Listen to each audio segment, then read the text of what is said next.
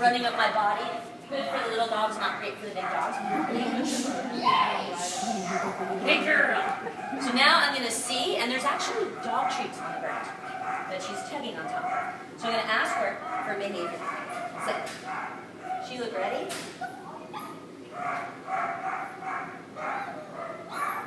Ready, Dad?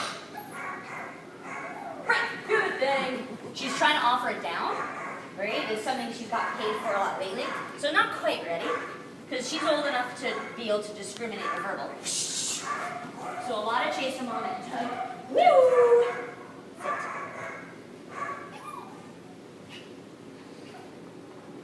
Break! That's a bad. So what was indicating, oh, I love little dogs like that. What was indicating that she is ready now if I want to go train something else? So what was I looking for in terms of hush? She didn't look at you guys at all. The other really good thing about what just went on there with her is there's food right there. This dog is a pig, all right? And so she was able to ignore food on the floor and play with me for a frisbee, because in her world, food trumps frisbee. So that was really good, right? And then I was like, oh, look, food on the floor. Let's just move over here, right? Why tempt fate with a youngster, right? Right? So if once you do that porridge heating, you're then ready to go train something else, right? For now, we're just going to heat the porridge. But over time, you're going to be able to then go into the next training thing. It gets easier and easier and easier. Just a disclaimer. It's 5 a.m. You're getting up for work. Puppy has to go out to go to the bathroom. I still use a release from the crate. And one of the things that we'll look at later is I still want the dog to pay attention to me on the release. But I don't start a big tug he has to in the bedroom at 5 a.m. I'm like, good girl, let's just go for it. Right? This is a lifestyle in a training environment, not right? Because if I had this at home 24 hours a day, right, the whole house would be spun. It's very exciting, right? It's just that in a training environment, we have to get them higher than at 5 a.m. in the bedroom, right, or wherever they sleep. Are any of your dogs not toy motivated? Okay. Mine is at home. He's getting better here. Okay. But for some reason, I don't know why. Okay. Because one of the things, in my perfect happy world, every dog plays with a toy, right? But we don't all live in that perfect happy world. So you can also, you don't want to be like, then let's play with a toy. And the dog goes, well, that's stupid, right? So we will look at toy play with them, right? And see if we can get them on a toy. But to heat the porridge, first time out in a new environment, use food. But you have to use food a little bit differently. Can you go in your pencil? Good job.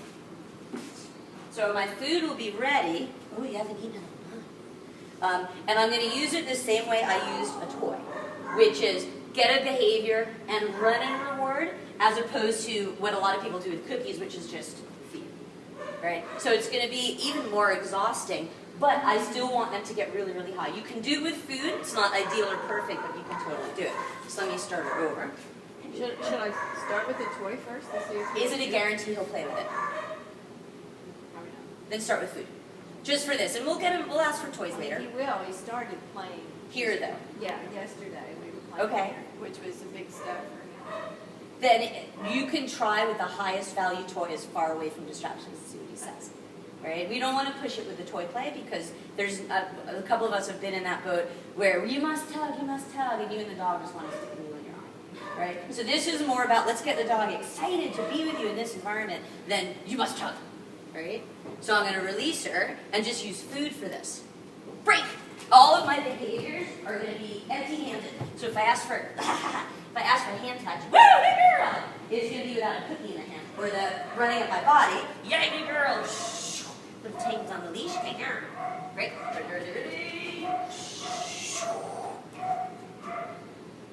Sit.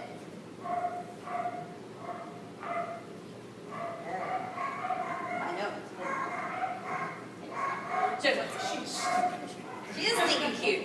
That's why she's wild. She's so cute, I let her get away with stuff. So, you see with the food, you're running just as much as you would with the toy. Maybe more. Right? Just use food you don't drop anywhere. So I have string cheese, not that crummy. The problem with food is if you just stand there and pest dispense it, the dog actually gets lower. Chemically and physically. Right? So you have to run. I'm more out of breath with the food just now than with the tug toy. Did you notice she also wasn't as focused? She's like, oh, look, there's food on the ground. Right? So if you're going to use food, you're going to want to get more running, more wildness involved. Does that make sense? All right, so now what we're going to do, you're we're gonna go to your crate. You're adorable, and I might actually give you more cookies. That is such a remarkable demonstration of the difference when you take them out right versus the difference. That's why I always do the wrong one first. It also breaks the glass because then you can truly say, breaks the ice because you can say what you're thinking. But so Like many that, people suck, how was that? will just look at that behavior and never look back to see how they came about this.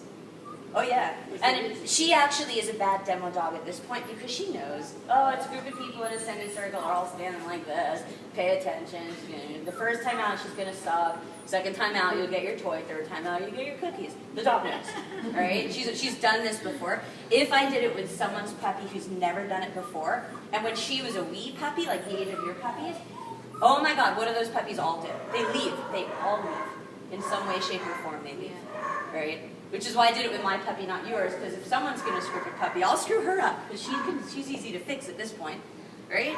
All right, so what we're going to have you guys do is, I'll give you an A, a B, and a C. So we'll bring the puppies out in 3 little groups, so there'll be a little bit of distraction, but nothing mind-blowing.